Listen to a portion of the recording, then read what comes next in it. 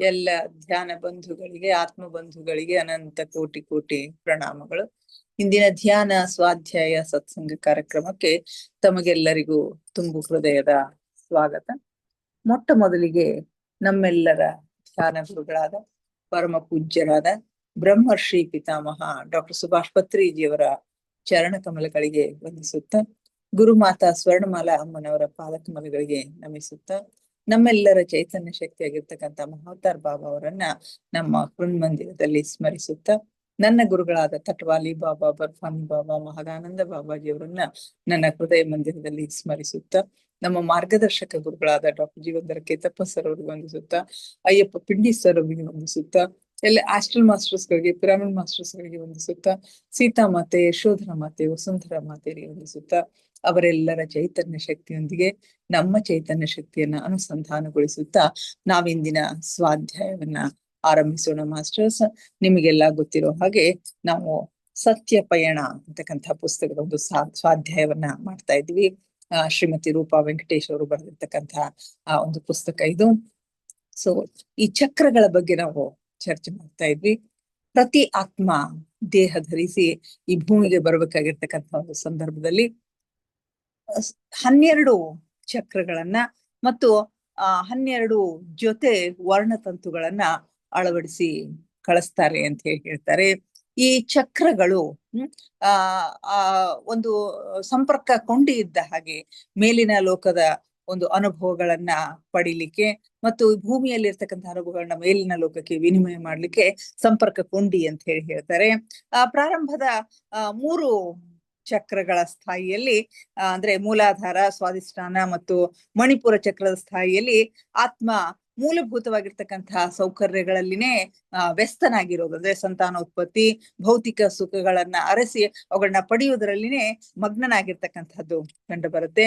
ಮುಂದಿನ ಸ್ವಾಧಿಷ್ಠಾನ ಮತ್ತು ಮಣಿಪುರ ಚಕ್ರಗಳಲ್ಲಿ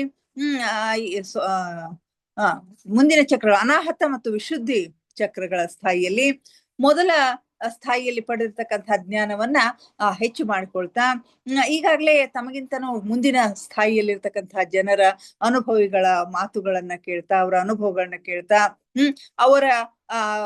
ಅವರೊಂದಿಗೆ ಚರ್ಚೆಗಳನ್ನ ಮಾಡ್ತಾ, ಅವರು ಪಡೆದಿರ್ತಕ್ಕಂತಹ ಜ್ಞಾನವನ್ನ ಬಣ್ಣಿಸುತ್ತಾ, ಮಹಾಜ್ಞಾನಿ ಅಂತ ಹೇಳಿ ತನ್ನನ್ನು ತಾನೇ ವರ್ಣಿಸಿಕೊಳ್ತಾ ವ್ಯರ್ಥ ಕಾಲಹರಣ ಮಾಡ್ತಕ್ಕಂಥದ್ದು ಕಂಡು ಬರುತ್ತೆ.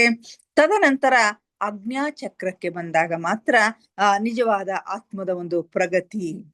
ಈ ಚಕ್ರ ಉತ್ತೇಜಿತಗೊಂಡ ನಂತರ ಆತ್ಮಕ್ಕೆ ಸ್ವಸ್ವರೂಪದ ಅನುಭವ ಆಗ್ಲಿಕ್ಕೆ, ನಾನು ಆತ್ಮಸ್ವರೂಪಿ ಅಂತಕ್ಕಂಥ ಅನುಭವ ಆಗ್ಲಿಕ್ಕೆ ಶುರು ಮಾಡ್ತದ. ಆಗ ಕೆಲವು ಪ್ರಶ್ನೆಗಳು ಹುಟ್ಕೊಳ್ತವೆ. ಅಂದ್ರೆ ನಾನು ಕೇವಲ ಶರೀರವೇ, ನಾನು ಯಾರು, ನಾನು ಎಲ್ಲಿಂದ ಬಂದೆ, ಹೇಗೆ ಬಂದೆ ಅಂತಕ್ಕಂಥ ಪ್ರಶ್ನೆಗಳು ಮೂಡ್ಲಿಕ್ಕೆ ಶುರು ಮಾಡ್ತಾವು. ಆಗ ಈ ಪ್ರಶ್ನೆಗಳಿಗೆ ಉತ್ತರವನ್ನು ಹುಡುಕೋ ಒಂದು ಭರದಲ್ಲಿ ಮಹಾತ್ಮರ ಅಥವಾ ಸಹಾಯಕ ಈ ಧ್ಯಾನಿಗಳ ಒಂದು ಸಹಾಯ ಅವ್ರಿಗೆ ಸಿಗುತ್ತೆ, ಧ್ಯಾನ ಮಾರ್ಗ ಅವ್ರಿಗೆ ಸಿಗುತ್ತೆ. ಆ ಧ್ಯಾನ ಮಾರ್ಗದಲ್ಲಿ ಅವರು ಪ್ರಗತಿಯನ್ನ ಸಾಧಿಸಿದ ಹಾಗೆ, ಸಾಧನೆಯನ್ನ ಮಾಡಿದ ಹಾಗೆ ಅವರು ಉನ್ನತವಾಗಿರ್ತಕ್ಕಂಥ ಒಂದು ಅನುಭವಗಳನ್ನ ಪಡೀತಾರೆ. ಆಜ್ಞಾಚಕ್ರ ಜಾಗೃತ ಆಗಿ ಅನೇಕ ಅನುಭವಗಳನ್ನ ಪಡೀತಾರೆ. ಆ ಸ್ಥಿತಿಯನ್ನ ದಾಟಿ ಹೊರ ಬಂದಾಗ ಅವ್ರಿಗೆ ಸಿಗ್ತಕ್ಕಂಥದ್ದು 7ನೆಯ ಸ್ಥಿತಿ. ಅದು ಅತ್ಯಂತ ಶ್ರೇಷ್ಠವಾಗಿರ್ತಕ್ಕಂಥ ಸ್ಥಿತಿ ಅಂತ ಹೇಳ್ತಾರೆ. ಇದನ್ನ ಸಹಸ್ರಾರ ಅಂತ ಹೇಳಿ ಕರೀತಾರೆ. ಸಹಸ್ರ ಪದ್ಮಗಳ ಸ್ಥಿತಿ ಇದು ಅಂತ ಹೇಳಿ ಕರೀತಾರೆ. ಲೌಕಿಕ ವಿಷಯಗಳಿಂದ ಹೊರತಾಗಿ ಆಂತರಿಕ ಆನಂದವನ್ನ ಹೊಂದಿರತಕ್ಕಂತಹ ಸೂಚಕವೇ ಈ ಸ್ಥಿತಿ. ಸತ್ಯ ಮತ್ತು ಆನಂದದ ಅರಿವೇ ಈ ಸ್ಥಿತಿ ಅಂತ ಹೇಳ್ತಾರೆ. ನಿಜವಾದ ಸತ್ಯ ಮತ್ತು ಆನಂದದ ಸ್ಥಿತಿನೇ ಈ ಸ್ಥಿತಿ. ಇದು ಅತ್ಯಂತ ಮಾನವ ತಲುಪಬೇಕಾಗಿರ್ತಕ್ಕಂಥ ಅತ್ಯುತ್ತಮವೆನಿಸಿರ್ತಕ್ಕಂಥ ಒಂದು ಸ್ಥಿತಿ ಅಂತ ಹೇಳ್ತಾರೆ. ಮಾನಸಿಕವಾಗಿ ಸಂಪೂರ್ಣ ಸ್ವಸ್ಥನಾಗಿರ್ತಾನೆ. ಈ ಸಂದರ್ಭದಲ್ಲಿ ಮಾನವ ಈ ಸ್ಥಿತಿಯಲ್ಲಿದ್ದಾಗ ಅವನು ಮಾನಸಿಕವಾಗಿ ತುಂಬಾ ಸ್ವಸ್ಥನಾಗಿರ್ತಾನಂತೆ. ಯಾವುದೇ ವಿರೋಧಾಭಾಸದ ಭಾವಗಳಿಂದ ಅವನು ಮುಕ್ತನಾಗಿರ್ತಾನೆ. ತನ್ನಲ್ಲಿ ಹುದುಗಿ ಹೋಗಿರ್ತಕ್ಕಂಥ ದೈವತ್ವವನ್ನ ಹೊರಸೂಸುತ್ತಾ ಸದಾ ಆನಂದ ಭಾವದಿಂದ ಬೀಗುತ್ತಾನೆ. ನಿರಂತರ ಧ್ಯಾನ ಸಾಧನೆಯ ಫಲವೇ ಈ ಸ್ಥಿತಿ. ಈ ಸ್ಥಿತಿ ಬರಬೇಕಾದ್ರೂ ಕೂಡ ನಿರಂತರ ಧ್ಯಾನ ಸಾಧನೆ ಬೇಕು ಅಂತ ಹೇಳಿ ಹೇಳ್ತಾರೆ. ಇನ್ನು ಮುಂದೆ ಭೂಲೋಕದಲ್ಲಿ ಸದ್ಯದ ಕಾಲದಲ್ಲಿ ಪ್ರಚಲಿತವಿರುವಂತೆ ಈ 7 ಚಕ್ರಗಳ ಸ್ಥಿತಿಯು ಮಾನವ ರೂಪದಲ್ಲಿ ಆತ್ಮದ ಮುನ್ನಡೆ 7 ಮೆಟ್ಟಲುಗಳು. ಈ ಭೂಲೋಕದಲ್ಲಿ ಸದ್ಯದಲ್ಲಿ ಪ್ರಚಲಿತವಿರೋ ಹಾಗೆ ಈ 7 ಚಕ್ರಗಳ ಒಂದು ಸ್ಥಿತಿ ಏನದಲ್ಲ, ಅದು ಮಾನವನ ರೂಪದಲ್ಲಿ ಇರ್ತಕ್ಕಂಥ ಆತ್ಮ ಮುನ್ನಡೆಯನ್ನ ಸಾಗಿಸ್ತಕ್ಕಂಥ 7 ಮೆಟ್ಟಲುಗಳು ಅಂತ ಹೇಳಿ ಕರೀತಾರೆ. ಈ 7 ಚಕ್ರಗಳು ಮಾನವನ ಶರೀರದ ಒಳಭಾಗದಿಂದ ಕಾರ್ಯನಿರ್ವಹಿಸುತ್ತಿರುವ 7 ಸ್ಥಿತಿಗಳು. 7 ಚಕ್ರಗಳು ಮಾನವನ ಒಳಗಡೆಯಿಂದ ಕಾರ್ಯನಿರ್ವಹಿಸ್ತಕ್ಕಂತಹ 7 ಸ್ಥಿತಿಗಳು. ಇಲ್ಲಿಯವರೆಗಿನ ಆತ್ಮದ ಸಾಧನೆಯು ಕನಿಷ್ಠತೆಯಿಂದ ಶ್ರೇಷ್ಠ ಮಾನವನಾಗುವವರೆಗಿನ ಮುಂದಿನ ಪಯಣವೇ ಶ್ರೇಷ್ಠ. ಇನ್ನು ಮುಂದಿನ ಪಯಣ ಏನದಲ್ಲ, ಇದು ಬಹಳಷ್ಟು ಶ್ರೇಷ್ಠವಾಗಿರ್ತಕ್ಕಂಥದ್ದು. ಮಾನವತೆಯಿಂದ ಪರಮಾತ್ಮನಾಗುವ ಹಾದಿಯಲ್ಲಿಯ ಪಯಣ. ಈ ಮೇಲಿನ 5 ಚಕ್ರಗಳನ್ನ ನಾವು ಪಯಣ ಮಾಡಿದ್ವಿ ಅಂತಂದ್ರೆ ನಾವು ಆತ್ಮನಿಂದ ಪರಮಾತ್ಮನೆಡೆಗೆ ಹೋಗ್ತಕ್ಕಂಥ ಒಂದು ಅನುಭವ, ಆ ಒಂದು ಪಯಣ ಇದು. ಇಲ್ಲಿಯವರೆಗೆ ಪಯಣಕ್ಕಾಗಿ ಆತ್ಮವು ಅನೇಕಾನೇಕ ಜನ್ಮಗಳಲ್ಲಿ ಪಾತ್ರ ಮಾಡುತ್ತಾ, ಆಡುತ್ತಾ, ಅನುಭವಿಸುತ್ತಾ, ಸಾಧಾರಣ ಗತಿಯಲ್ಲಿ ಸಾಧನೆ ಮಾಡುತ್ತಾ ಇರುತ್ತದೆ. ಸಹಸ್ರಾರ್ಧ ಸ್ಥಿತಿಗೆ ತಲುಪಿದಾಗ ವಾಸ್ತವತೆಯನ್ನ ಅರಿತು, ತಾನು ಭೂಮಿಗೆ ಬಂದ ಕಾರ್ಯದ ಅನಿವಾರ್ಯತೆಯನ್ನ ಅರಿತು, ತನ್ನನ್ನು ತಾನು ತ್ವರಿತಗತಿಯಲ್ಲಿ ಉನ್ನತಿಯನ್ನು ಪಡೆಯುವತ್ತ ಚಲಿಸಲು ಸಾಧನೆಯ ಗತಿಯನ್ನು ತೀವ್ರಗೊಳಿಸುತ್ತದೆ. ಇದುವರೆಗೆ ಈ ಆಜ್ಞಾಚಕ್ರದವರೆಗೆ ತಲುಪುವ ಒಂದು ಹಂತದಲ್ಲಿ ಮತ್ತೆ ಮತ್ತೆ ಜನ್ಮಗಳನ್ನ ತೆಗೆದುಕೊಂಡು ಮತ್ತೆ ಮತ್ತೆ ಪಾತ್ರಗಳನ್ನ ಮಾಡ್ತಾ ಆಡ್ತಾ ಅನುಭವಿಸ್ತಾ ಸಾಧಾರಣ ಗತಿಯಲ್ಲಿ ಸಾಧನೆಯನ್ನ ಮಾಡ್ತಾ ಇರ್ತದ. ಸಹಸ್ರಾರ್ಧ ಸ್ಥಿತಿಗೆ ತಲುಪಿದಾಗ ವಾಸ್ತವಿಕತೆಯ ಅರಿವು ಆಗತ್ತೆ. ಅಲ್ಲಿ ಸ್ವಯಂದ ಅರಿವು ಆಗತ್ತೆ. ನಾನು ಯಾರು ಅಂತಕ್ಕಂಥದ್ದು ಗೊತ್ತಾಗತ್ತೆ. ತಾನು ಭೂಮಿಗೆ ಯಾಕೆ ಬಂದಿದ್ದೇನೆ, ಬಂದ ಕಾರ್ಯ ಏನು ಅನಿವಾರ್ಯತೆ ಇದೆ ಅಂತಕ್ಕಂಥದ್ದು ಗೊತ್ತಾಗ್ತದ. ಹೀಗಾಗಿ ಆ ಉನ್ನತ ಸ್ಥಿತಿಯನ್ನ ಪಡೆಯುವ ಸಲುವಾಗಿ, ಉನ್ನತಿಯನ್ನ ಪಡೆಯುವತ್ತ ಚಲಿಸುವ ಸಾಧನೆಯ ಗತಿಯನ್ನ ಅದು ತೀವ್ರಗೊಳಿಸಿಕೊಳ್ಬೇಕಾಗತ್ತೆ. ಮುಂದಿನ ಗುರಿ ಏನು ಅಂತಂದ್ರೆ ಪರಮಾತ್ಮ ಸ್ವರೂಪಿಯಾಗಲು ಕೇವಲ ಧ್ಯಾನ ಸಾಧನೆಯಿಂದ ಮಾತ್ರ ಸಾಧ್ಯವಾಗುವುದಿಲ್ಲ. ಈ ಮುಂದಿನ ಗುರಿ ಪರಮಾತ್ಮನಾಗ್ತಕ್ಕಂಥ ಗುರಿ, ಅಥವಾ ಪರಮಾತ್ಮ ಸ್ವರೂಪಿ ಆಗ್ತಕ್ಕಂಥ ಗುರಿ. ಆ ಗುರಿಯನ್ನ ತಲುಪಲಿಕ್ಕೆ ಕೇವಲ ಧ್ಯಾನ ಸಾಧನೆ ಮಾತ್ರ ಸಾಕಾಗೋದಿಲ್ಲ. ಅದರೊಂದಿಗೆ ಇಂದಿನವರೆಗೆ ಶೇಖರಣೆಯಾಗಿರ್ತಕ್ಕಂಥ ಅನೇಕಾನೇಕ ಜನ್ಮಗಳ ಅನುಭವದ ಆಧಾರದಿಂದ ರೂಪಿತವಾದ ಕರ್ಮ ಸಂಬಂಧಿ ಲೆಕ್ಕಾಚಾರಗಳೆಲ್ಲದರಿಂದ ಆತ್ಮವು ಸಂಪೂರ್ಣವಾಗಿ ಮೂಲದಿಂದ ಮುಕ್ತವಾಗಬೇಕು. ಧ್ಯಾನ ಸಾಧನೆ ನಿರಂತರವಾಗಿ ಮಾಡ್ಬೇಕಿರೋ ನಿಜ, ಆದ್ರೆ ಅದಷ್ಟೇ ಸಾಕಾಗೋದಿಲ್ಲ. ಅದರ ಜೊತೆಗೆ ಇವತ್ತಿನವರೆಗೆ ಆ ಸೂಕ್ಷ್ಮ ಶರೀರದಲ್ಲಿ ಶೇಖರಣೆಯಾಗಿರ್ತಕ್ಕಂಥ ನಮ್ಮ ಎಲ್ಲ ಜನ್ಮಾಂತರದ ಅನುಭವಗಳು ಏನಿರ್ತಾವಲ್ಲ, ಅದರ ಆಧಾರದ ಮೇಲಿನಿಂದ ರೂಪಿತವಾಗಿರ್ತಕ್ಕಂಥ ನಮ್ಮ ಕರ್ಮ ಸಂಬಂಧಿ ಲೆಕ್ಕಾಚಾರಗಳು, ಕರ್ಮದ ಲೆಕ್ಕಾಚಾರಗಳು ಪೂರ್ತಿಯಾಗಿ ಮುಕ್ತವಾಗಬೇಕು, ಮೂಲದಿಂದ ಮುಕ್ತವಾಗಬೇಕು.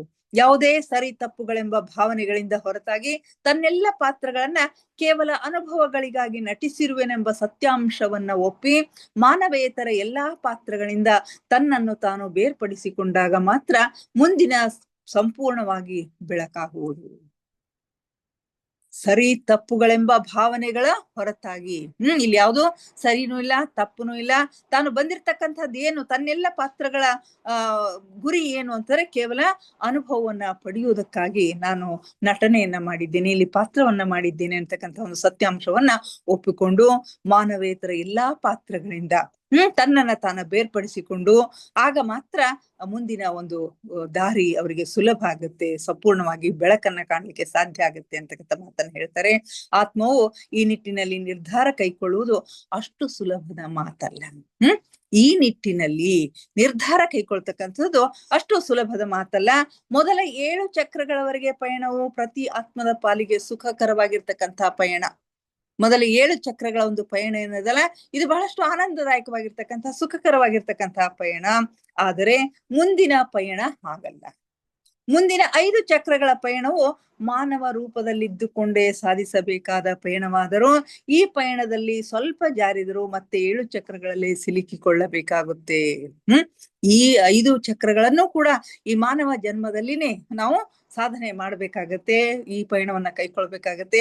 ಅಷ್ಟಾದ್ರೂ ಕೂಡ ಸ್ವಲ್ಪ ಏನಾದ್ರೂ ವ್ಯತ್ಯಾಸ ಆದ್ರೆ, ಸ್ವಲ್ಪ ಜಾರಿದ್ರೂ ಕೂಡ ಮತ್ತೆ ಆ 7 ಚಕ್ರಗಳ ಒಂದು ಚಕ್ರಗಳಲ್ಲಿನೇ ಸಿಲುಕಿಕೊಳ್ಬೇಕಾಗಿರ್ತಕ್ಕಂಥ ಒಂದು ಅನಿವಾರ್ಯತೆ ಇರುತ್ತೆ.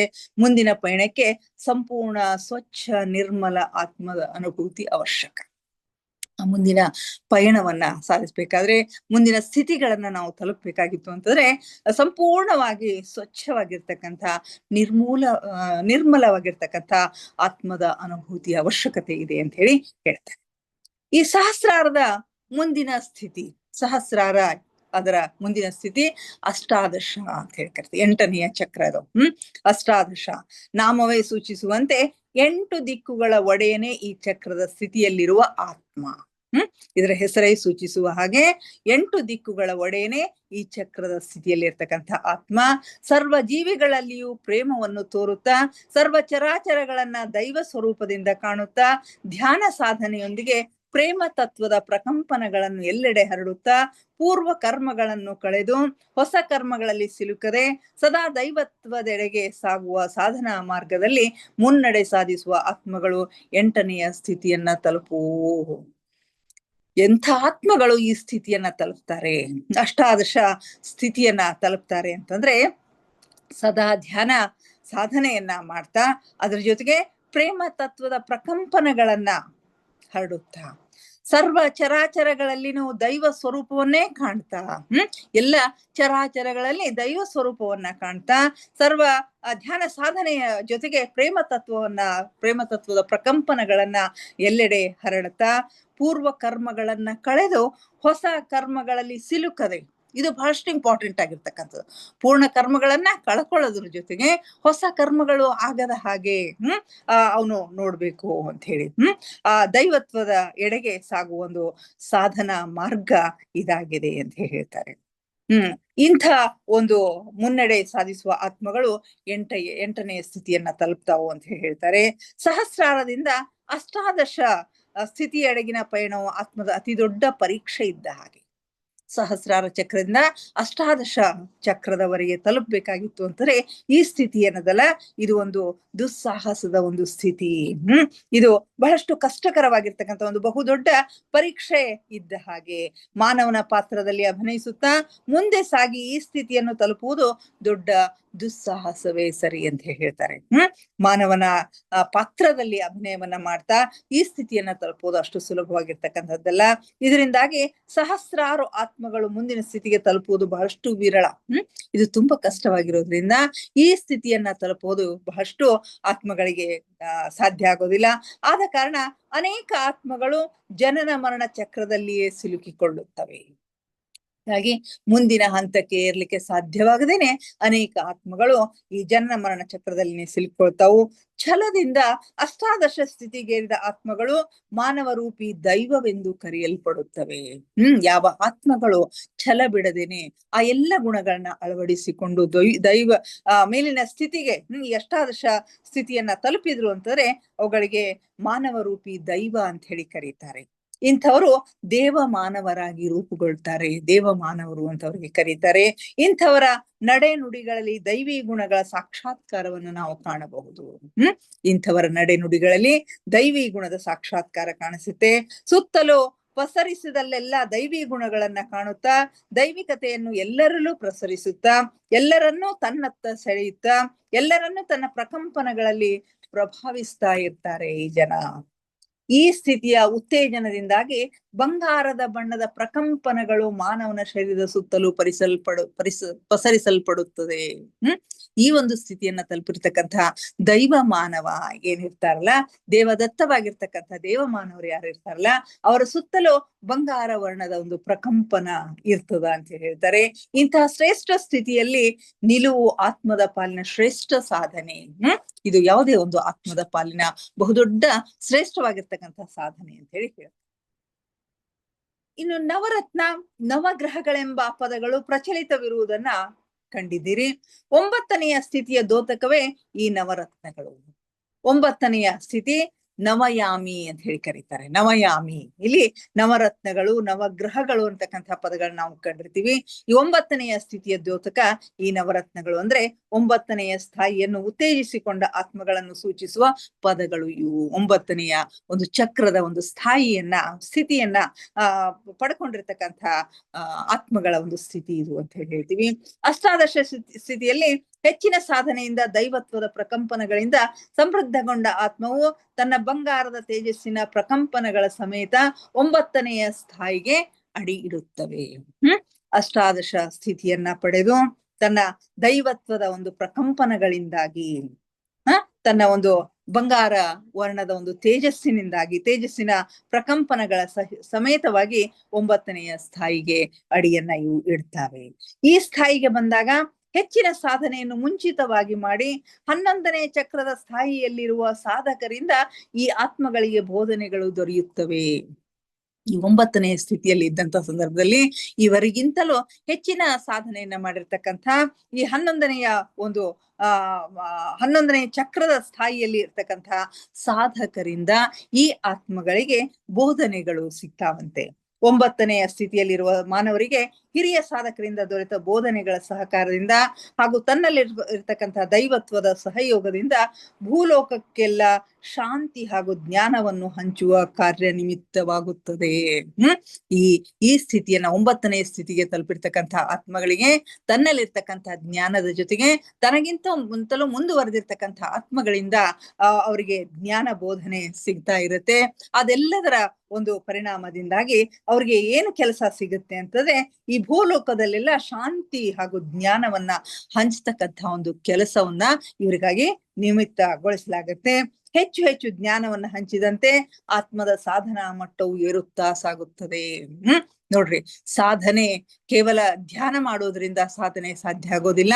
ಆ ಧ್ಯಾನವನ್ನ ಸಾಧಿಸಿರ್ತಕ್ಕಂಥ ಜ್ಞಾನವನ್ನ, ತಾನು ಪಡೆದಿರ್ತಕ್ಕಂಥ ಒಂದು ಜ್ಞಾನವನ್ನ ಇತರರಿಗೆ ಹಂಚುವುದರಿಂದ ಆತನ ಸಾಧನಾ ಮಟ್ಟ ಹೆಚ್ಚಾಗ್ಲಿಕ್ಕೆ ಸಾಧ್ಯ ಆಗತ್ತೆ. ಜ್ಞಾನದ ಮಟ್ಟವು ಏರಿದಂತೆ ಜ್ಞಾನವು ವಿಜ್ಞಾನವಾಗಿ ಪರಿವರ್ತನೆ ಆಗುತ್ತೆ.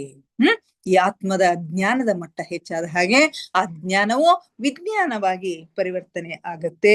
ಅಂದರೆ ತಾನು ಪಡೆದ ಜ್ಞಾನವನ್ನು ಇತರರಿಗೆ ಹಂಚಿದಾಗ ಆ ಜ್ಞಾನದಿಂದ ಅವರ ಜೀವನದಲ್ಲಿ ಆಗುವ ಬದಲಾವಣೆಗಳನ್ನು ಅನುಭವ ರೂಪದಲ್ಲಿ ಸ್ವೀಕರಿಸಿ ತನ್ನ ಜ್ಞಾನವನ್ನು ಬೆಳೆಸಿಕೊಳ್ಳುವ ವಿಧಾನ ಅದು. ವಿಜ್ಞಾನ ಅಂತಂದ್ರೆ ಈ ತಾನು ಪಡೆದಿರ್ತಕ್ಕಂಥ ಒಂದು ಜ್ಞಾನವನ್ನ ಇತರರಿಗೆ ಹಂಚಿದಾಗ ಅವರ ಜೀವನದಲ್ಲಿ ಆಗ್ತಕ್ಕಂತಹ ಬದಲಾವಣೆಗಳು, ಅವರ ಅನುಭವಗಳಲ್ಲಿ ಆಗ್ತಕ್ಕಂಥ ಬದಲಾವಣೆಗಳನ್ನ ಆ ಜ್ಞಾನವನ್ನ ಬೆಳೆಸ್ಕೊಳ್ತಕ್ಕಂಥ ಒಂದು ವಿಧಾನ ಇದು. ಈ ವಿಧಾನವು ಆತ್ಮದ ಜೀವಿತದ ಬಹುಮುಖ್ಯ ಘಟ್ಟ. ಯಾವುದೇ ಒಂದು ಆತ್ಮದ ಜೀವಿತದ ಬಹುಮುಖ್ಯವಾಗಿರ್ತಕ್ಕಂಥ ಘಟ್ಟ ಇದು. ಇಲ್ಲಿ ಆತ್ಮವು ಒಬ್ಬ ಯೋಧನ ರೀತಿಯಲ್ಲಿ ಜೀವನವನ್ನ ನಡೆಸಬೇಕಾಗುತ್ತದೆ. ಒಬ್ಬ ಯೋಧ ಎಷ್ಟು ಎಚ್ಚರಿಕೆಯಿಂದ ಮೈಯೆಲ್ಲ ಕಣ್ಣಾಗಿ ಅವನು ಕೆಲಸವನ್ನ ಮಾಡ್ಬೇಕಾಗುತ್ತೋ ಆ ರೀತಿಯ ಒಂದು ಕೆಲಸವನ್ನ ಇಲ್ಲಿ ಸಾಧಕ ಮಾಡ್ಬೇಕಾಗತ್ತೆ. ಒಬ್ಬ ಯೋಧನ ರೀತಿಯಲ್ಲಿ ಜೀವನ ನಡೆಸಬೇಕಾಗತ್ತೆ. ಈ ರೀತಿಯಲ್ಲಿ ಜ್ಞಾನವನ್ನ ಪಡೆದು ಸಾಧನೆಯನ್ನು ಮಾಡುವಾಗ ಅನೇಕ ಕಷ್ಟಗಳನ್ನ, ಸಂಕಷ್ಟಗಳನ್ನ ಎದುರಿಸಬೇಕಾಗುತ್ತದೆ. ಅಲ್ಲದೆ ಅನೇಕ ಬಾರಿ ಜನ್ಮಗಳನ್ನು ಬದಲಿಸಿಕೊಳ್ಳಬೇಕಾಗುತ್ತದೆ. ಇಲ್ಲಿಯೂ ಕೂಡ ಅನೇಕ ಬಾರಿ ಜನ್ಮಗಳನ್ನ ಬದಲಿಸಿಕೊಳ್ಬೇಕಾಗತ್ತೆ. ಇದು ಅತಿ ಮುಖ್ಯವಾದ ಘಟ್ಟ. ಈ ಚಕ್ರದ ಹೆಸರೇ ನವಯಾಮಿ. 9ನೆಯ ಒಂದು ಚಕ್ರದ ಹೆಸರೇನು? ನವಯಾಮಿ. ಈ ಸ್ಥಿತಿಯ ಪ್ರಕಂಪನಗಳು ತೆಳು ಗುಲಾಬಿ ಬಣ್ಣವನ್ನ ಹೊಂದಿರ್ತಾವು. ಇದರ ಬಣ್ಣ ತಿಳಿಯಾಗಿರ್ತಕ್ಕಂಥ ಗುಲಾಬಿ ಬಣ್ಣವನ್ನು ಹೊಂದಿದ್ದು ಈ ಸ್ಥಿತಿಯನ್ನ ತಲುಪಿದ ಮಾನವ ಶರೀರದ ಸುತ್ತ ಬಂಗಾರದ ಬೆಂಕಿ ಜ್ವಾಲೆಯ ಪ್ರಕಂಪನಗಳು ಹರಡಿರುತ್ತವೆ. ಈ ಅಷ್ಟಾದಶದಲ್ಲಿ ಕೇವಲ ಬಂಗಾರ ವರ್ಣದ ಪ್ರಕಂಪನಗಳು ಅವರ ದೇಹದ ಸುತ್ತ ಇರ್ತಾವು.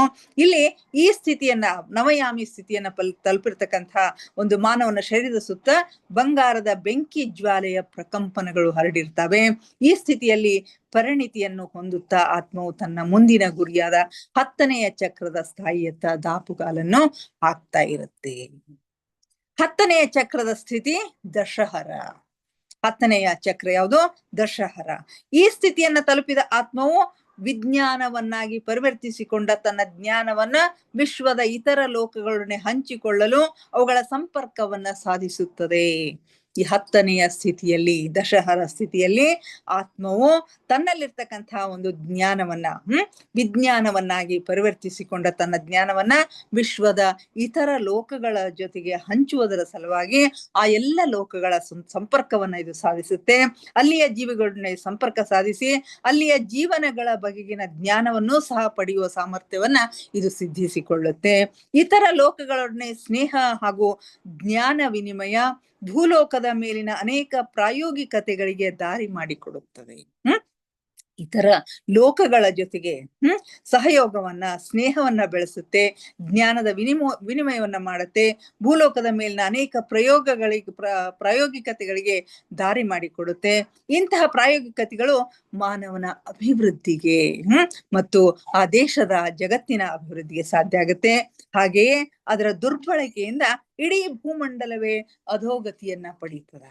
ಒಂದು ವೇಳೆ ಈ ಸಾಧನೆಗಳ ಸರಿಯಾದ ಬಳಕೆ ಆಯ್ತು ಅಂತಂದ್ರೆ ಎಲ್ಲರಿಗೂ ಒಳ್ಳೆಯದು. ಆದ್ರೆ ಇವುಗಳ ದುರ್ಬಳಕೆ ಆಯ್ತು ಅಂತಂದ್ರೆ ಸಾಕಷ್ಟು ಅಧೋಗತಿ, ಭೂಮಂಡಲವೇ ಅಧೋಗತಿಗೆ ಒಳಗಾಗ್ತಕ್ಕಂಥ ಸಾಧ್ಯತೆ ಇದೆ. ನಮ್ಗೀಗಾಗ್ಲೇ ಗೊತ್ತಿರೋ ಹಾಗೆ ಅನೇಕ ಆವಿಷ್ಕಾರಗಳು, ಹೊಸ ಹೊಸ ಸಂಶೋಧನೆಗಳು, ಅಟಮ್ ಬಾಂಬ್ ಮುಂತಾದವುಗಳನ್ನ ತಗೊಂಡಾಗ ಅದನ್ನ ಒಳ್ಳೆಯದಕ್ಕೆ ಬಳಸಿದ್ರೆ ಎಷ್ಟೋ ಅನುಕೂಲ ನಮ್ಗಿದೆ. ಅದನ್ನ ಕೆಟ್ಟದಕ್ಕೆ ಬಳಸಿದಾಗ ನಮ್ಗೆ ಬಹಳಷ್ಟು ಹಾನಿ ಆಗ್ತಕ್ಕಂಥ ಸಾಧ್ಯತೆ ಇದೆ. ಹೀಗಾಗಿ ಈ ಸ್ಥಿತಿಯಲ್ಲಿ ಇರ್ತಕ್ಕಂಥ ಪಡೆದಿರ್ತಕ್ಕಂಥ ಒಂದು ಜ್ಞಾನವನ್ನ ಬಹಳಷ್ಟು ಎಚ್ಚರಿಕೆಯಿಂದ ನಾವು ಬಳಸಬೇಕಾಗತ್ತೆ. ದಶಹರ ಸ್ಥಿತಿಯ ಆತ್ಮಗಳು ಜ್ಞಾನವನ್ನ ವಿನಿಮಯ ಮಾಡಿಕೊಂಡು ಭೂಮಂಡಲದ ಇತರ ಮಾನವಾತ್ಮರಲ್ಲಿ ಹಂಚುತ್ತಾರಷ್ಟೇ. ಈ ಜ್ಞಾನದ ಬಳಕೆಯ ರೀತಿಯ ಆಯ್ಕೆ ಮಾನವನಿಗೆ ಬಿಟ್ಟಿದ್ದು. ಈ ಜ್ಞಾನವನ್ನ ಹೇಗೆ ಬಳಸಿಕೊಳ್ಳಬೇಕು ಅಂತಕ್ಕಂಥದ್ದು ಮಾನವನಿಗೆ ಬಿಟ್ಟಿರ್ತಕ್ಕಂಥದ್ದು. ದಶಹರ ಚಕ್ರದ ಸ್ಥಾಯಿಗೆ ಏರಿದ ಮಾನವನು ತಾನು ಮಾತ್ರವಲ್ಲದೆ ಇಡೀ ವಿಶ್ವದ ಉನ್ನತಿಗಾಗಿ ಶ್ರಮಿಸ್ತಾ ಇರ್ತಾನೆ. ಈ ಸ್ಥಿತಿಗೆ ತಲುಪಿರ್ತಕ್ಕಂತಹ ಮಾನವ ತಾನು ಮಾತ್ರ ಅಷ್ಟೇ ಅಲ್ದೇನೆ ಇಡೀ ಜಗತ್ತಿನ ಒಂದು ಉನ್ನತಿಗಾಗಿ, ವಿಶ್ವದ ಉನ್ನತಿಗಾಗಿ ಅವನು ಶ್ರಮಿಸ್ತಾ ಇರ್ತಾನೆ. ಇಂತಹ ಸ್ಥಿತಿಯಲ್ಲಿ ಅನುಭವಕ್ಕೆ ಬರುವ ಶ್ರೇಷ್ಠ ವಿಚಾರವೆಂದರೆ ಆತ್ಮನು ತಾನು ಭೂಲೋಕದಲ್ಲಿ ಏಕಮಾತ್ರ ಪಾತ್ರದಲ್ಲಿ ಅಲ್ಲದೆ ಅನೇಕಾನೇಕ ಲೋಕಗಳಲ್ಲಿ ಅನೇಕಾನೇಕ ಪಾತ್ರಗಳಲ್ಲಿ ಒಂದೇ ಸಮಯದಲ್ಲಿ ಅಭಿನಯಿಸುತ್ತಿರುವುದರ ಅರಿವು ಮೂಡುತ್ತದೆ. ಸೊ ಈ ಒಂದು ಸ್ಥಿತಿಯಲ್ಲಿ ಆತ್ಮ ತಾನು ಭೂಲೋಕದಲ್ಲಿ ಏಕಮಾತ್ರ ಪಾತ್ರದಲ್ಲಿ ಅಲ್ಲದೇನೆ ಅನೇಕಾನೇಕ ಲೋಕಗಳಲ್ಲಿ ಅನೇಕಾನೇಕ ಪಾತ್ರಗಳಲ್ಲಿ ಒಂದೇ ಸಮಯದಲ್ಲಿ ಅಭಿನಯಿಸ್ತಾ ಇರ್ತಕ್ಕಂಥ ಒಂದು ಅರಿವು ಮೂಡ್ತದ.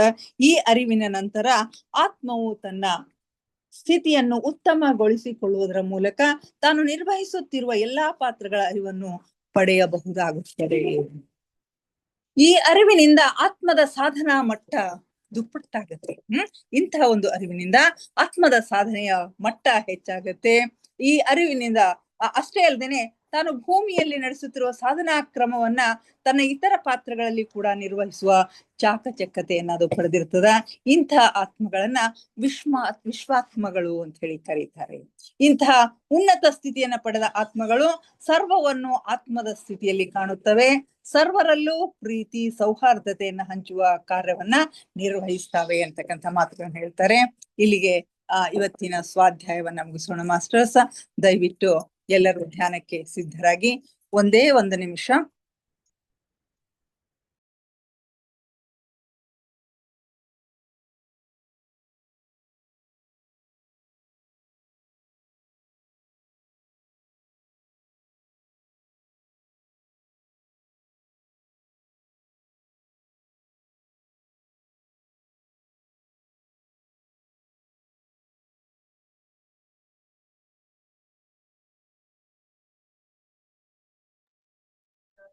ಹಲೋ, ಏನಾಯ್ತು ಗಿರಿಜಾ?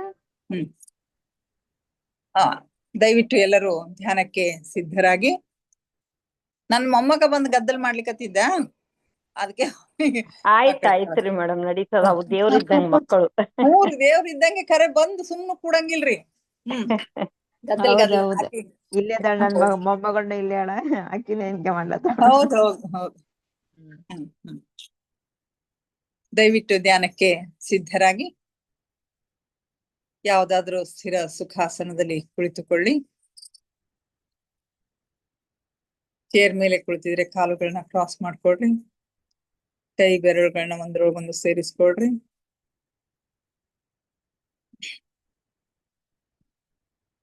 ಕಣ್ಣುಗಳನ್ನ ನಿಧಾನವಾಗಿ ಮುಚ್ಚಿಕೊಳ್ಳಿ. ಕನ್ನಡಕವಿದ್ದರೆ ತೆಗೆಯಿರಿ. ಮುಖದ ಮೇಲೆ ಮಂದಹಾಸವಿರಲಿ. ದೇಹದ ಯಾವ ಭಾಗದಲ್ಲಿ ಬಿಗಿತ ಬೇಡ. Relax relax relax please. ಮೊಟ್ಟ ಮೊದಲಿಗೆ ನಮ್ಮೆಲ್ಲರ ಧ್ಯಾನ ಗುರುಗಳಾದ ಪರಮ ಪೂಜ್ಯರಾದ ಬ್ರಹ್ಮರ್ಷಿ ಪಿತಾಮಹ ಡಾಕ್ಟರ್ ಸುಭಾಷ್ ಪತ್ರಿಜಿಯವರ ಚರಣ ಕಮಲಗಳಿಗೆ ವಂದಿಸುತ್ತ ಗುರುಮಾತಾ ಸ್ವರ್ಣಮಾಲಾ ಅಮ್ಮನವರ ಪಾದಕಮಲಗಳಿಗೆ ನಮಿಸುತ್ತ, ನಮ್ಮೆಲ್ಲರ ಚೈತನ್ಯ ಶಕ್ತಿಯಾಗಿರ್ತಕ್ಕಂಥ ಮಹೋತ್ತಾರ್ ಬಾಬಾ ಅವರನ್ನ ನಮ್ಮ ಮಂದಿರದಲ್ಲಿ ಸ್ಮರಿಸುತ್ತ, ನನ್ನ ಗುರುಗಳಾದ ತಟ್ವಾಲಿ ಬಾಬಾ, ಬರ್ಫಾನಿ ಬಾಬಾ, ಮಹದಾನಂದ ಬಾಬಾಜಿಯವರನ್ನ ನಮ್ಮ ಹೃದಯ ಮಂದಿರದಲ್ಲಿ ಸ್ಮರಿಸುತ್ತ, ನಮ್ಮ ಮಾರ್ಗದರ್ಶಕ ಗುರುಗಳಾದ ಡಾಕ್ಟರ್ ಜೀವೇಂದ್ರ ಕೇತಪ್ಪ ಸರ್ ಅವರಿಗೆ ವಂದಿಸುತ್ತ, ಅಯ್ಯಪ್ಪ ಪಿಂಡಿ ಸರ್ ಅವರಿಗೆ ವಂದಿಸುತ್ತ, ಎಲ್ಲ ಆಸ್ಟ್ರಲ್ ಮಾಸ್ಟರ್ಸ್ಗಳಿಗೆ, ಪಿರಮಿಡ್ ಮಾಸ್ಟರ್ಸ್ಗಳಿಗೆ ವಂದಿಸುತ್ತ, ಸೀತಾ ಮಾತೆ, ಯಶೋಧರ ಮಾತೆ, ವಸುಂಧರ ಮಾತೆಯರಿಗೆ ವಂದಿಸುತ್ತ, ಅವರೆಲ್ಲರ ಚೈತನ್ಯ ಶಕ್ತಿಯೊಂದಿಗೆ ನಮ್ಮ ಚೈತನ್ಯ ಶಕ್ತಿಯನ್ನು ಅನುಸಂಧಾನಗೊಳಿಸುತ್ತಾ ನಾವಿಂದಿನ ಧ್ಯಾನವನ್ನ ಆರಂಭಿಸೋಣ ಮಾಸ್ಟರ್ಸ್. ನಮ್ಮ ಈ ಧ್ಯಾನಕ್ಕೆ ಅವರೆಲ್ಲರನ್ನು ಆತ್ಮಪೂರ್ವಕವಾಗಿ ಆಹ್ವಾನಿಸೋಣ. ಅವರೆಲ್ಲರೂ ಜ್ಯೋತಿ ಸ್ವರೂಪದಲ್ಲಿ ಬಂದು ನಮ್ಮ ಜೊತೆಗೆ ಕುಳಿತು ಧ್ಯಾನಿಸುತ್ತಿದ್ದಾರೆ ಎಂದು ಭಾವಿಸಿಕೊಳ್ಳುತ್ತಾ ನಾವಿಂದಿನ ಧ್ಯಾನವನ್ನ ಆರಂಭಿಸೋಣ. ಕೇವಲ ಸಹಜ ಶ್ವಾಸದ ಮೇಲೆ ಗಮನ. ಒಳ ಹೋಗುವ ಉಸಿರು, ಹೊರಬರುವ ಉಸಿರನ್ನು ಏಕಧಾರೆಯಾಗಿ ನಿರಂತರವಾಗಿ ಗಮನಿಸಿ ಮಾಸ್ಟರ್ಸ್.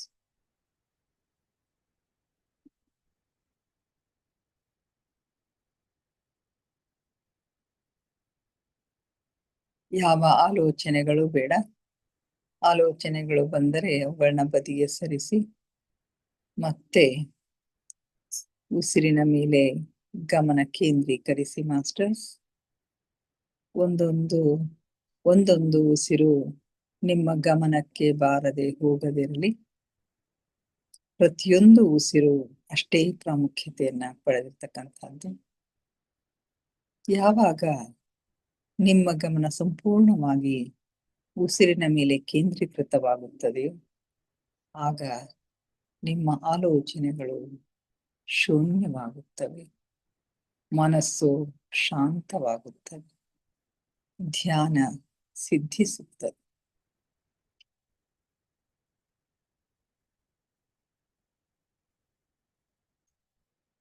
ನಮ್ಮ ಉಚ್ಛ್ವಾಸ ನಿಶ್ವಾಸದ ಮಧ್ಯದ ಬಿಂದು, ಅದುವೇ ಧ್ಯಾನ ಬಿಂದು, ಅದುವೇ ಶೂನ್ಯ ಬಿಂದು, ಅದುವೇ ನಮ್ಮ ಆಂತರಿಕ ಜಗತ್ತಿನ ಒಳ ಜಗತ್ತಿನ ಕೀಲಿಕೈ.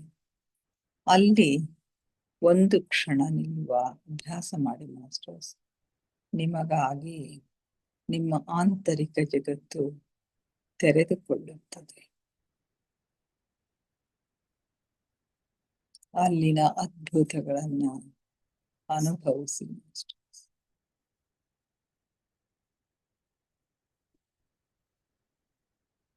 ಆಲಿಸಿ ಆಲಿಸಿ ಸೂಕ್ಷ್ಮನಾದಗಳನ್ನ, ಸೂಕ್ಷ್ಮ ಸ್ವರಗಳನ್ನ ಆಲಿಸಿ ಮಾಸ್ಟರ್ಸ್. ದಿನದ 24 ಗಂಟೆ ನಿರಂತರವಾಗಿ ಸಂಗೀತ ಸೇವೆಗೈಯುವ ಜೀರುಂಡೆಗಳ ನಾದವನ್ನ ಆಲಿಸಿ, ಘಂಟಾನಾದವನ್ನ ಆಲಿಸಿ, ಓಂಕಾರ ನಾದವನ್ನ ಆಲಿಸಿ.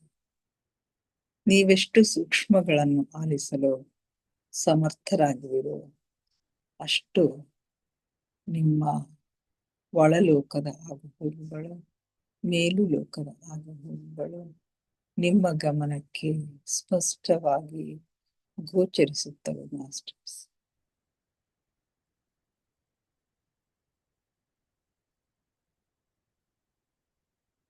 ನಾನು ದೇಹವಲ್ಲ, ನಾನು ಆತ್ಮಸ್ವರೂಪಿ. ನನ್ನ ಉಸಿರೇ ನನ್ನ ಗುರು. ಉಸಿರೆಂಬ ಗುರುವಿನ ಸಹಾಯದಿಂದ ನನ್ನ ಗಮ್ಯದೆಡೆಗೆ, ಅಂತಿಮ ಗುರಿಯೆಡೆಗೆ ನನ್ನ ಪಯಣ ನಿರಂತರವಾಗಿ ಸಾಗುತ್ತಲಿದೆ ಮಾಸ್ಟರ್ಸ್. ನಮ್ಮ ಅಂತಿಮ ಗಮ್ಯ ಗುರಿ ಆತ್ಮ ಸಾಕ್ಷಾತ್ಕಾರ, ಪರಮಾತ್ಮ ಸಾಕ್ಷಾತ್ಕಾರ, ಆ ಪರಮಾತ್ಮ ಸ್ಥಿತಿಯನ್ನ ತಲುಪುವುದು.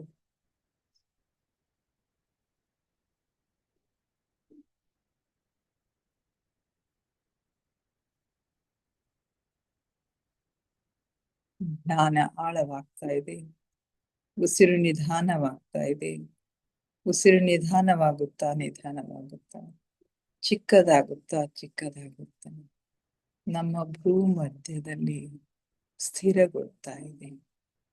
ಅಲ್ಲಿ ನಮ್ಮ ಆಜ್ಞಾ ಚಕ್ರ ಜಾಗೃತ ಆಗ್ತಾ ಇದೆ. ಹಲವು ಬಣ್ಣಗಳು, ಹಲವು ದೃಶ್ಯಗಳು ನಿಮಗಾಗಿ ತೆರೆದುಕೊಳ್ಳುತ್ತವೆ ಮಾಸ್ಟರ್ಸ್. ಅವೆಲ್ಲವುಗಳನ್ನ ಗಮನವಿಟ್ಟು ವೀಕ್ಷಿಸಿ.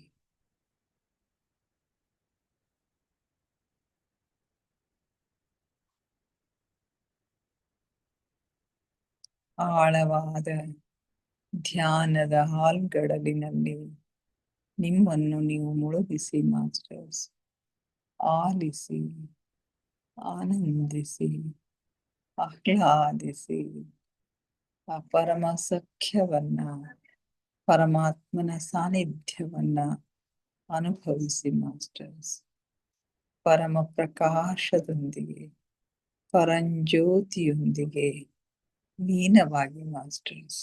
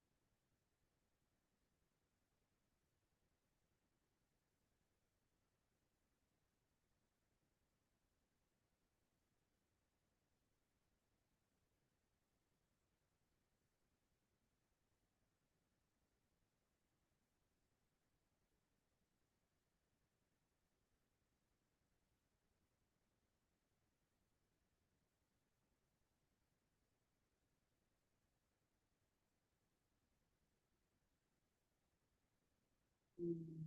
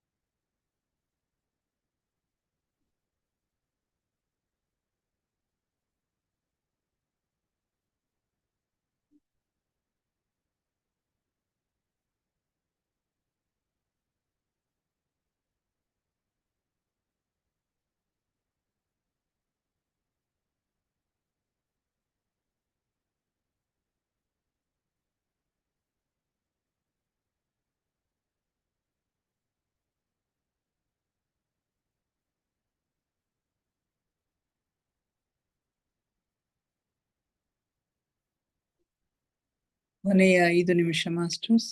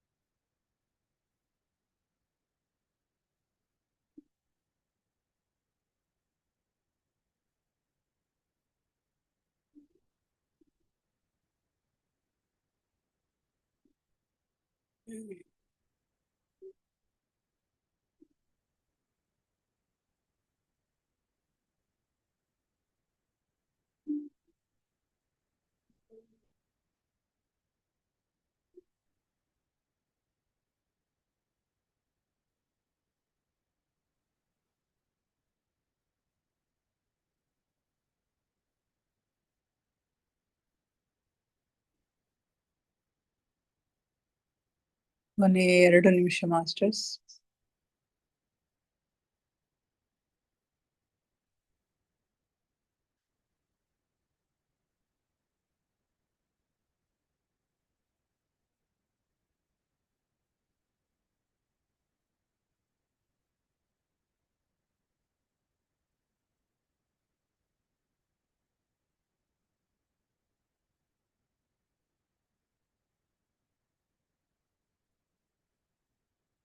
ಕೊನೆಯ 1 ನಿಮಿಷ.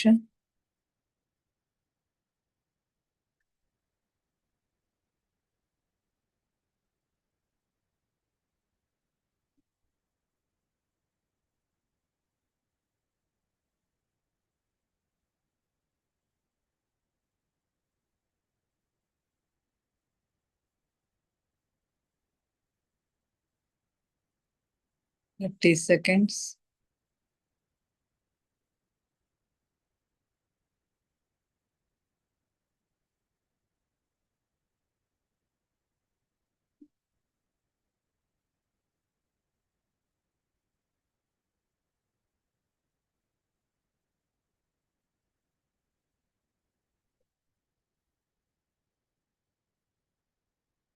Ten seconds.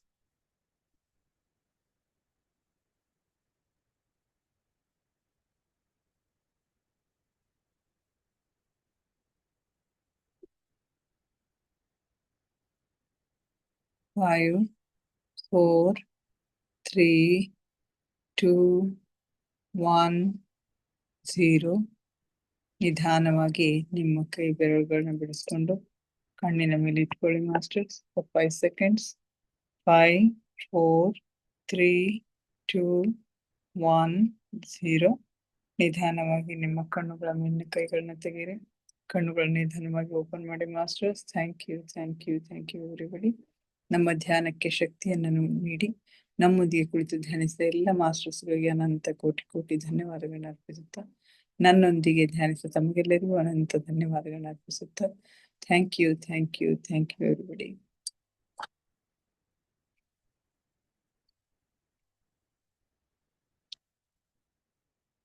ಯಾರಾದ್ರೂ ಏನಾದ್ರು ಶೇರ್ ಮಾಡ್ಕೊಳ್ರಿ.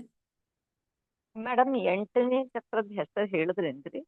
ಅಷ್ಟಾದಶ ನವ- ಮೇಡಮ್, ಅಷ್ಟಾದಶ ಅಷ್ಟಾದಶ. ಹಾ ಅದೊಂದು ಮಿಸ್ ಆಯ್ತು. ಒಬ್ಬಾಕಿ ಏನೋ ಮಾತಾಡ್ಕೊತ ಬಂದಿದ್ಲು. ಹೌದು. ದಶಾವರ ನವಯಾಮಿ ಕೇಳಿಸ್ಕೊಂಡೆ, ಅದು ಅಷ್ಟ. ಅಷ್ಟಾದಶ ಅಷ್ಟಾದಶ ರೀ ಅದು. ಇನ್ನ 2 ಹೇಳ್ಬೇಕಲ್ರಿ ಮೇಡಮ್? 12 ಹ್ಞೂ ಅಕ್ಷರ. ರೀ, ಹ್ಞೂ ರೀ, ಹ್ಞೂ ರೀ. ಅದಕ್ಕ ಇನ್ನ ಎರಡು. ಗುಲಾಬಿ ಬಣ್ಣ ಅಂತೆಲ್ಲ ಹೇಳಿದ್ರಿ, ಬಟ್ ಇವ್ ನಮ್ ಮುಖ ಹೇಳಿದ್ರಲ್ಲ. ಅದೇ ರೀ, ಅಂದ್ರ- ಅಷ್ಟಾದಶ ನವಯಾಮಿ. ಹಾ ಸಹಸ್ರಾರ ಆಗಿಂದ ಅಷ್ಟಾದಶ ನವಯಾಮಿ, ಆಮೇಲೆ ದಶಹರ, ಅಷ್ಟಾದಶ. 10ನೇದು ದಶಾವರ. ದಶಹರ, ಆಮೇಲೆ ಸರ್ವಪ್ರಭ ಸುಷುಪ್ತ. ಓ, ಸುಷುಪ್ತ ಇದ್ರೊಳಗೆ ಬರ್ತದೇನ್ರಿ? ಸುಷುಪ್ತ ನೋಡ್ರಿ. Okay. ಅದೇ ಪೂರಾ ಪರಮಾತ್ಮನಾಗೋ ಸ್ಥಿತಿ ಅಂತ ನೋಡ್ರಿ ಇವೆಲ್ಲ ಮ್ಯಾಲಿನ ಹ್ಞೂ ರೀ. ಬಹಳ ಅಲ್ಲ, ಸಾಧನೆ ಅದು ಬೇಕು. 8ನೇದು ರೀಚ್ ಆದ್ಮೇಲೂ 9ನೇವ್ರದ್ದು ಗೈಡೆನ್ಸ್ ಸಿಗ್ತದಂತ. ಗೈಡೆನ್ಸ್ ಸಿಗ್ತದೆ. 9ನೇ ಚಕ್ರದ್ದು. ಹೀಗೇನೋ ಅಂತಾರೆ. ಅದೇ ಮೇಲಿನ ಚಕ್ರದೊಳಗ ಇದ್ದವ್ರದ್ದು ಅಂದ್ರೆ ಸೀನಿಯರ್ಸ್ ಅವ್ರ ಗೈಡೆನ್ಸ್ ಮೇಲೆ ಮುಂದ್ ಹೋಗ್ಲಿಕ್ಕ ಆಗ್ತದ. ಒಟ್ಟ ಇದ್ರೊಳಗ ಏನದ ಒಟ್ಟ ಸ್ವಂತ ಒಳಗ ಹೋಗ್ಬೇಕ್ ನೋಡ್ರಿ. ಹೌದ್ರಿ. ಸ್ವಪ್ರಯತ್ನ ಬೇಕು. ಹೌದು. ಬರೀ ಧ್ಯಾನಲಿಂದ ನಡೆಯಲ್ಲ ಅಂತ ಮುಂದೆ ನಡೆಯಲ್ಲ. ಅದ್ರ ಜೊತೆಗೆ ಇವೆಲ್ಲ ಉನ್ನತ ಜ್ಞಾನ ತಗೊಂಡು ಎಲ್ಲಾ ಲೋಕಗಳಲ್ಲಿನೂ ನಮ್ಮ ಕೈಲಿ ಆದಷ್ಟು ನಾವು ಸೇವೆ ಮಾಡ್ಲಿಕ್ಕೆ ಪ್ರಯತ್ನ ಮಾಡ್ಬೇಕಷ್ಟೇ. ಹಂಗದರಿ, ಬಹಳ ಚಂದದರಿ. ಹೌದ್ರಿ. ಓಕೆ, ಆಯ್ತು. Okay madam, thank you. Thank you madam. Vijayalakshmi ಇದಕ್ಕೆ ಕಲರ್ಸ್ ಇರೋದಿಲ್ಲೇನ್ರಿ? ನೀವು ನಾನು ಅದೇ ಮಾಡ್ತಾ ಮೆಡಿಟೇಷನ್ ಮಾಡ್ತಾ ಎಲ್ಲಾ ಚಕ್ರಗಳದ್ದು ಕಲರ್ ಮಾಡ್ಕೊಂಡು ಮುಂದಕ್ಕೆ ಹೋಗ್ತಾ ಇದ್ದೆ. ಆದ್ರೆ 8 ಆದ್ಮೇಲೆ ನಮ್ದು ಸಹಸ್ರಾರ ಆದ್ಮೇಲೆ ಮುಂದೊಂದು ನೀವು ಗೋಲ್ಡ್ ಕಲರ್ ಹೇಳಿದ್ರಿ, ಇನ್ನೊಂದು ಪಿಂಕ್ ಕಲರ್ ಹೇಳಿದ್ರಿ. ನವಯಾಮಿ ಪಿಂಕ್ ಕಲರ್ ಹೇಳಿದ್ರಿ. ಇಲ್ಲಿ ಕೊಟ್ಟಾರ, ನಾವೊಂದ್ ಫೋಟೋ ಹಾಕಿ ನೋಡ್ರಿ ಮೇಡಮ್. ಹೌದು, ಆದ್ರೆ ಲಾಸ್ಟ್ ಕ್ಲಿಯರ್ ಇಲ್ಲ ಅದ್ರಲ್ಲಿ. ನಾನು ಅದೇ ಕೇಳ್ಬೇಕಂದೆ, ಬುಕ್ನಾಗ ಫೋಟೋ ಅದೇನ್ರಿ ಮೇಡಮ್ ಅಂತ. ಅದರ ಇದು ಫೋಟೋ ಇತ್ತು, ಅದ ಹಾಕಿನ್ ನೋಡ್ರಿ ಇವತ್ ನಾನು. ಹಾಕಿದ್ದೀರಾ, ಆದ್ರೆ ಲಾಸ್ಟ್ 2 ಕ್ಲಿಯರ್ ಇಲ್ಲ ಮೇಡಮ್. ಅದ್ ಯಾವ್ದು ಅಂತ ಗೊತ್ತಾಗ್ಲಿಲ್ಲ ನನ್ಗೂ. ಅದೇ ಸುಷುಪ್ತಿ, ಅದೇ ಇದು ಲ್ಯಾವೆಂಡರ್ ಕಲರ್ ಅದರಿ ಮೇಡಮ್. ಹೌದಾ? ಬ್ಲೂವಿಶ್ ಅದ ನೋಡ್ರಿ, ಬ್ಲೂವಿಶ್ ಅದರಿ. ಹಿಂಗ್ ಕಲರ್ ಇಷ್ಟೇ ತಿಳಿ ಗುಲಾಬಿ ಅಂತ ಕೊಟ್ರ ನವಯಾಮಿಗಿ. ಅಷ್ಟಾದಶ ಅದು ಮತ್ತೆ ಗೋಲ್ಡನ್ ಕಲರೇ ಬರ್ತದ. ದಶಹರನು ಮತ್ತ ನೀಲಿ ಇದ್ದಂಗೆ ಅದ್ರಿ ಸ್ವಲ್ಪ. ಸರ್ವಪ್ರಭ ಸ್ವಲ್ಪ ಪಿಂಕಿಶ್ ಬರ್ತದ. ಸುಷುಪ್ತ ಮತ್ತ ಬ್ಲೂನೇ ಅದರಿ. ಅವೇ ಅದಾವ್ರಿ. ಇವಕ್ಕೇನು ಬೀಜ ಮಂತ್ರ ಇಲ್ಲ? ಇಲ್ರಿ ಮೇಡಮ್, ಇದ್ರಾಗರೆ ಏನು ಕೊಟ್ಟಿಲ್ಲ ಬೀಜ ಮಂತ್ರಗಳು. ಸಹಸ್ರಾರ ತನಕ ಬೀಜ ಮಂತ್ರ ಇದೆ ಅಲ್ಲ? ಅದಾವ್ರಿ, ಸಹಸ್ರಾರ ತನಕ ಅದ. ಸಹಸ್ರಾರನು ಸಹಿತ ಹೆಚ್ಚು ಬೀಜ ಮಂತ್ರ ಹೆಚ್ಚಿದ್ ಮಾಡಂಗಿಲ್ಲ, ಆಜ್ಞಾ ತನಕನೇ ರೀ. ಅದು ಸೋಹಮ್ ಅಂತ ಹೇಳ್ಕೊಟ್ಟಿದ್ರು ನಮ್ಗೊಬ್ರು ಗುರುಗಳು. ಅದೇನ್ರಿ? ಸೋಹಮ್ ಅಂತ ಹೇಳ್ಕೊಟ್ಟಿದ್ರು. ನಮ್ಗರೆ ಈ ಕ್ರಿಯಾಯುಗದೊಳಗ ಆಜ್ಞಾ ತನಕ ಅಷ್ಟೇ ಸ್ಟಾಪ್ ಮಾಡಿದ್ದಾರ್ರಿ. ಹೌದು, ಆದ್ರೆ ನಾವೊಂದು ಇದಕ್ಕೆ ಕ್ಲಾಸ್ಗೆ ಹೋಗಿದ್ದೆ, ಕುಂಡಲಿನಿ ಜಾಗೃತಿ ಕ್ಲಾಸ್ಗೆ ಹೋಗಿದ್ದೆ. ಅದ್ರಲ್ಲಿ ಹೇಳಿದ್ರು ಸೋಹಮ್ ಅಂತ ಲಾಸ್ಟ್. ಅದೇ ಇವ್ ಸ್ಥಿತಿಗಳ ಬಗ್ಗೆ ಚರ್ಚೆ ಮಾಡ್ಯಾರ್ರಿ ಮೇಡಮ್ ಅಷ್ಟೇ. ಒಂದಿನ ಈ ಚಕ್ರಗಳ ಬಗ್ಗೆನೆ ಮೆಡಿಟೇಷನ್ ಮಾಡ್ತೀವಿ ಮೇಡಮ್. ಮಾಡೇನ್ರಿ ಮೇಡಮ್, ಮಾಡೇನ್ರಿ.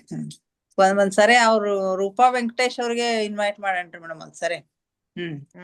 ಕ್ಲಾಸ್ ತಗೋತಾರ ಕೇಳೋಣ ಅಂತ. ಅವ್ರು ಇದ್ರ ಮೇಲೆ ಚೆನ್ನಾಗಿ ಇದು ಮಾಡ್ತಾರ್ರಿ. ಯಾಕಂದ್ರ ಅವ್ರೆಲ್ಲ ಪೂರಾ ಎಲ್ಲಾ ಇದು ಮಾಡಿದವ್ರಲ್ರಿ.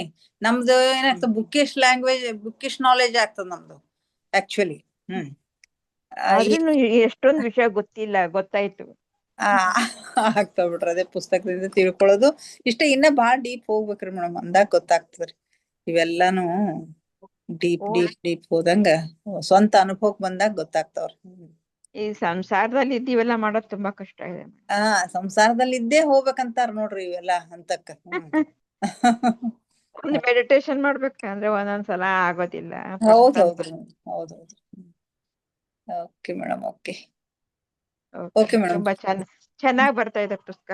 ಚೆನ್ನಾಗಿ ಬರ್ತಾ ಇದೆ. ನಾನು ಕೇಳು ಕೇಳ್ತೀನಿ, ಯಾಕಂದ್ರೆ ಕೆಲವೊಂದ್ಸಲ ಪಟ್ಟ ಅಂತ ಅರ್ಥ ಆಗಿರಲ್ಲ, ಇನ್ನೊಂದ್ಸಲ ಕೇಳಿದ್ರೆ ಇನ್ನೊಂದ್ ತರ ಅರ್ಥ ಆಗಿರುತ್ತೆ. ಹೌದ್ರಿ ಮೇಡಮ್. ಇದು ಪುಸ್ತಕ ಹೆಂಗೆ ಅದ್ರಿ ಮೇಡಮ್, ಇಷ್ಟು ಲ್ಯಾಂಗ್ವೇಜ್ನು ಇಷ್ಟು ಚಂದ ಅದರಿ, ಹೈ ಲ್ಯಾಂಗ್ವೇಜ್ ಅದ ಫುಲ್. ಆಮೇಲೆ ಒಂದ್ ಶಬ್ದನೂ ಇಲ್ಲಿ ವೇಸ್ಟ್ ಅನ್ಸಂಗಿಲ್ಲ ನೋಡ್ರಿ, ಅಷ್ಟು ಚಂದ ಅದರಿ ಪೂರ. ಶಬ್ದಶಃ ಅಷ್ಟು ಮೀನಿಂಗ್ ಕೊಡ್ತದೆ. ಹೌದು, ಈ ಕ್ಲಾಸ್ ಬರಕ್ಕಿನ ಮುಂಚೆ ನಿನ್ನಿನ್ ಕೇಳ್ತಾ ಇದ್ದೆ, ಇದಕ್ಕೆ ಹೌದು. ಮತ್ತೆ ಇದಾಗೋಣ ಅಂತ ಹೇಳಿ. ಅದ್ರಲ್ಲಿ ಹೌದು. ಅನ್ಸ್ಕೊಂಡೆ ನಾನು, ಇದ್ರಲ್ಲಿ ಯಾಕೋ ವಿಶುದ್ಧ ಚಕ್ರ ಬಗ್ಗೆ ಏನು ಹೇಳೇ ಇಲ್ವಲ್ಲ ಮೇಡಮ್ ಅಂತ ಇದ್ದೆ. Okay okay madam.